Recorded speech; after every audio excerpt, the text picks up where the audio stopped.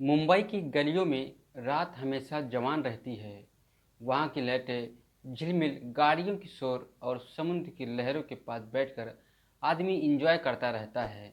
इस शहर में आदमी कभी ज़्यादा सोता नहीं है, काम में ही अपने अपने आदमी लगा रहता है। वहाँ एक लड़का होता है जिसका नाम होता है राहुल। उसकी उम्र करीबन 29 साल होती है। वह जो लड़का होता है वह सॉफ्टवेयर इंजीनियर था। एक मल्टीनेशनल कंपनी में काम करता था। जिंदगी में उसके सब कुछ था। अच्छी नौकरी थी, गाड़ी थी, फ्लैट थी और अपने नाम का स्टेटस भी था उसके पास, लेकिन उसकी ज़िंदगी में सुकून नहीं था। दोस्तों, उस रात राहुल जो होता है ऑफिस में काम की वजह से उसको बहुत ज़्यादा देर हो चुकी थी। घर के लिए ऑफिस से लेट से निकलता है। मन में कुछ उसके बेचैनी सी थी, तो उसने मरीन ड्राइव की तरफ अपनी गाड़ी मोड़ दी थी। समुद्र के किनारे बैठकर वह सिगरेट पी रहा था और आसमान की तरफ देख रहा था। तभी पीछे से उसके एक आवाज़ आती है, सर, टाइम पास चाहिए कि आपको? राहुल जो होता है वह पीछे मुड़कर जो है देखता है। पीछे उसके एक लड़की खड़ी थी। उसकी उम्र लगभग 25 से 26 साल रही होगी। वह जींस और टी शर्ट में लड़की थी, पर चेहरे पर एक थकान थी, पर आंखों में उसके मजबूरी दिख रही थी। और मगर वह लड़की जो थी वह इतनी सुंदर थी कि वह किसी का भी मन मोह लेती थी। राहुल चौंक जाता है उसको देखकर और कहता है, नहीं चाहिए, और वह फिर सिगरेट पीने लगता है। पर वो लड़की जाती नहीं है। वहीं पर पास आकर कहती है, सॉरी भैया, गलत मत समझना, बहुत देर से खड़ी हूँ, अभी कोई भी ग्राहक नहीं आया है, मेरे पास पैसे भी नहीं हैं, मुझे तो खाने के लिए भी पैसे नहीं हैं, मुझे तो पेट भरना है। ऐसा वह जो औरत होती है, वह लड़की होती है, वह राहुल से कहती है। दोस्तों, वह जो लड़की होती है उसकी आवाज़ में कोई भी बनावट नहीं थी, कोई भी झूठ नहीं था, वह सच बोल रही थी। राहुल ने उसकी तरफ देखा तो उसका चेहरा उदास था, पर उसके चेहरे पर जो है एक अजीब तरह की सुंदरता दिखाई पड़ रही थी। राहुल जो होता है वह उससे पूछता है कि तुम्हारा नाम क्या है? जो वह लड़की होती है वह अपना नाम नेहा बताती है। राहुल ने जेब से 500 रुपये का नोट निकाला और उसके हाथ में थमा देता है। राहुल ने कहा, ये लो, लेकिन इसके बाद मुझे कुछ नहीं चाहिए, तुमसे कुछ नहीं चाहिए, मुझे आपके साथ कुछ नहीं करना है, ये 500 रुपये लो और अपना देखो खर्चा। जो नेहा होती है वह हैरानी से राहुल की तरफ देखती है। ऐसे ही पैसे क्यों दे रहे हो? क्या आपको कुछ मेरे से नहीं करना है? कोई ज़रूरत आपकी नहीं है? क्या आपके पास बहुत पैसे हो गए हैं? वो राहुल कहता है कि आप पैसे लो और जाओ, मुझे बस खाली सुकून चाहिए और कुछ नहीं चाहिए। नेहा देर तक वहीं पर खड़ी रहती है। शायद पहली बार किसी ने बिना मतलब के उसके हाथ पर पैसे रखे थे। वह जो लड़की होती है वह मन ही मन में सोच रही होती है कि अभी तक जितने भी ग्राहक मिले, पैसे दिए तो मेरा यूज किया, अभी तक ऐसा कोई भी ग्राहक नहीं मिला जो मुझे 500 रुपये दे के बोला हो कि लो 500 रुपये और अपना खर्चा देखो जाके, मुझे आपसे कुछ नहीं चाहिए। अगले हफ्ते राहुल फिर उसी रास्ते से गुजर रहा होता है, लेकिन उस लड़की का जो चेहरा होता है राहुल के जहन में बस चुका था। उसने वहीं पर गाड़ी रोक दी और वह नेहा के पास पहुंच जाता है और मुस्कुराते हुए कहता है, आज भी यहाँ पर काम पर खड़ी हो? नेहा मुस्कुराई, काम नहीं करेंगे तो खाएंगे क्या? राहुल बोला, चलो मेरे साथ कॉफ़ी पियोगी? नेहा ने उसे ऐसे देखा जैसे किसी ने उसके साथ मजाक किया हो। कॉफ़ी? अरे वो भी मेरे साथ? आप मजाक कर रहे हो मेरे साथ? राहुल कहता है, आप इंसान नहीं हो क्या? आप मेरे साथ कॉफ़ी नहीं पी सकते हो क्या? मैं आपके साथ कॉफ़ी नहीं पी सकता हूँ? नेहा की आंखें भर आती हैं, वो चुपचाप राहुल के साथ चल देती है। दोनों एक छोटे से कैफ़े में बैठते हैं और वहाँ दोनों चाय पीते हैं। राहुल ने पूछा, नेहा, ये सब तुम क्यों कर रही हो? वो कुछ देर तो चुप रहती है और फिर कहती है, 3 साल हो गए हैं, पहले घर चलाने के लिए काम करना पड़ता था, अब घर ही टूट गया है तो हमारे पास कोई धंधा ही नहीं बचा है, तो मैं ये इस वाले धंधे में अपना काम, अपना गुजारा कर रही हूँ, जिस्म बेचती हूँ। राहुल जो होता है वह इसकी बातें सुनकर हैरान रह जाता है। वह कहता है, तुम्हारे घर वाले? तो वह लड़की जो होती है वो कहती है, पापा शराबी थे, माँ बीमार थी, दोनों अब इस दुनिया में नहीं रहे, मैं केवल अकेले ही रह गई हूँ। काम की तलाश में मुंबई आई थी, होटल में साफ सफाई का काम किया करती थी, फिर किसी ने मुझे धोखा दिया और धोखे से मुझे कोठे पर बेच बेच दिया था और मैं अब इसी लाइन में धंधा करने लगी हूँ। राहुल चुपचाप नेहा की बातें सुन रहा था और उसके दिल में कुछ ऐसा हुआ कि उसका दिल टूट सा गया हो। वो सोच भी नहीं पा रहा था कि जिंदगी इतनी बेरहम क्यों हो सकती है। वो दिन ऐसे ही बीता। राहुल ने उसे वापस वहीं पर छोड़ा जहां पर वह लड़की खड़ी हुई अपने काम के अपने कस्टमर का इंतजार कर रही थी। लेकिन जाते जाते उसने कहा, अगर कि कोई इस काम से तुम्हें निकालना चाहेगा तो क्या तुम निकलोगी? तो वह नेहा जो है वह हल्के से मुस्कुरा कर कहती है, मदद सब करते हैं पर निकालता कोई नहीं, कहता सब है, केवल मेरा मिस यूज करते हैं। राहुल हर हफ्ते नेहा से मिलने लगा था। कभी कॉफ़ी तो कभी रेस्टोरेंट, कभी मरीन ड्राइव पर दोनों बैठकर दोस्तों बातें किया करते थे खुले आसमान के नीचे। वो जो नेहा होती है वह बताती है कैसे कभी उसने टीचर बनने का सपना देखा था, कैसे उसने पढ़ना पसंद था, कैसे उसे कॉलेज के बीच में छोड़ दिया था, क्योंकि कॉलेज इसलिए उसने छोड़ा था क्योंकि उसके पास पढ़ने के लिए पैसे नहीं थे। राहुल जो होता है उसको एहसास होता है कि उसके भीतर एक बहुत ही सुंदर आत्मा है जो बस धूल में दब गई है। राहुल को एहसास हुआ कि उसके भीतर एक बहुत ही सुंदर आत्मा है जो बस धूल में किसी कारण की वजह से दब चुकी है। धीरे धीरे राहुल ने उसके लिए छोटी छोटी चीज़ें करनी शुरू कर दी थी, जैसे कि किताबें उसके लिए ला दिया करता था, पढ़ने के लिए कपड़े भी ला दिया करते था और खाना खाने के लिए कुछ उसको पैसे भी दे दिया करता था।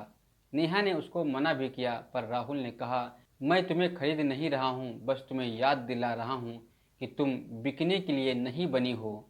उसके बीच एक अजीब सा रिश्ता बन चुका था, दोस्ती, भरोसा और शायद प्यार का भी। एक रात नेहा को बुखार था। राहुल को इसके बारे में पता चलता है। वह तुरंत ही नेहा के कमरे में पहुंच आता है। एक पुरानी सी बिल्डिंग में नेहा रहती थी, जहां कई लड़कियां धंधा करने वाली जो थी वहीं पर उसके साथ में रहा करती थी। राहुल ने दवा दी, सूप बनाया और पूरी रात उसके माथे पर गीली पट्टी करके रखता रहा। नेहा ने पूछा, क्यों करते हो हमारे लिए ये सब? मैं तुम्हारे लायक नहीं हूँ। राहुल ने उसका हाथ पकड़ा, तुम्हारे लायक कौन है कौन नहीं है यह तुम तय नहीं करोगी। जो मुझे गंदा कहता है वो खुद कितना साफ है। ये पूरा संसार ही वैसा है, दूसरे को गंदा कहता है मगर अपने अंदर झांक कर नहीं देखता है, ऐसा राहुल नेहा से कहता है।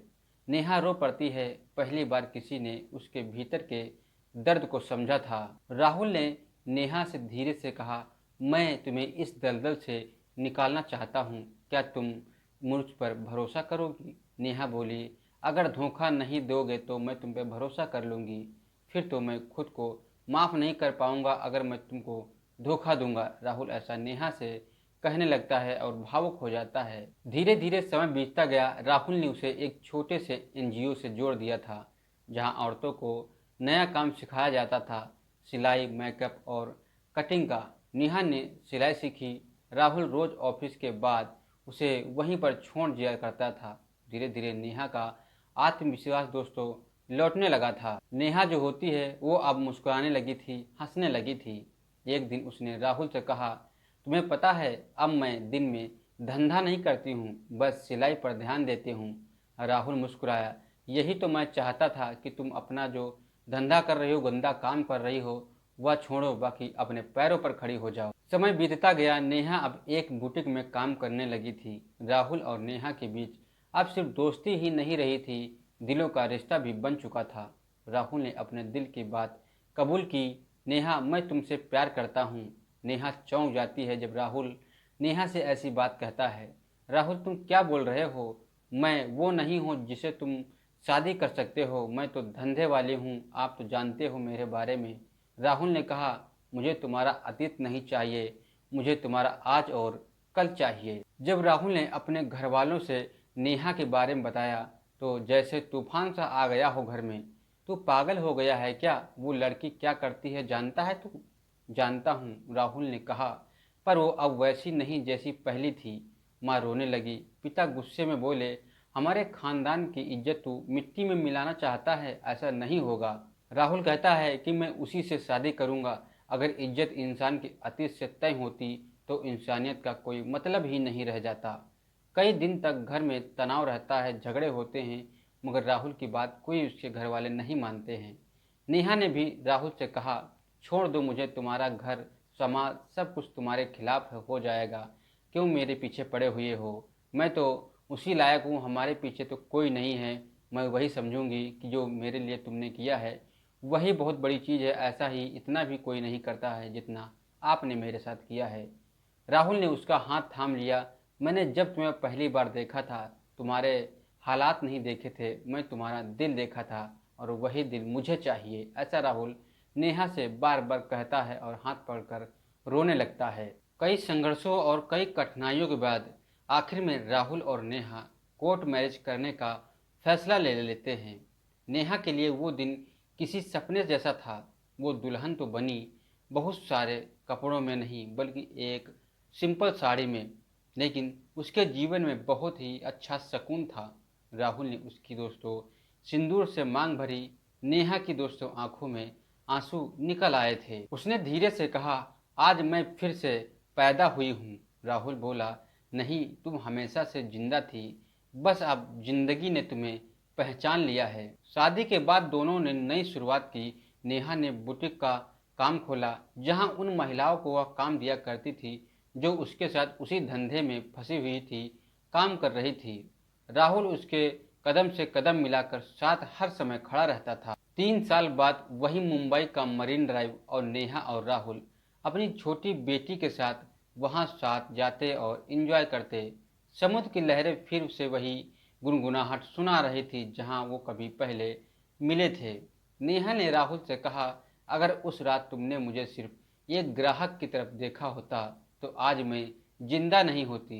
राहुल ने मुस्कुराकर कहा, और अगर तुमने उस रात मुझ पर भरोसा नहीं किया होता तो आज मैं अधूरा होता। दोस्तों, दोनों आपस में बातें करते हैं और हंसते हैं।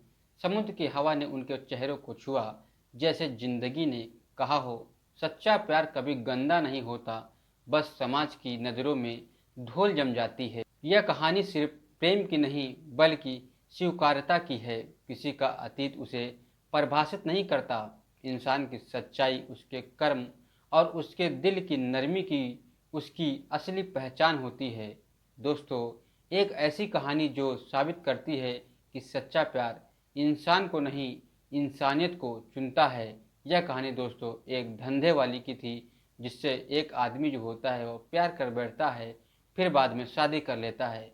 दोस्तों, आप ऐसे व्यक्तियों के बारे में क्या कहना चाहोगे? कमेंट में ज़रूर लिखें। मिलते हैं दोस्तों आपको किसी दूसरी वीडियो के साथ, तब तक के लिए जय हिंद।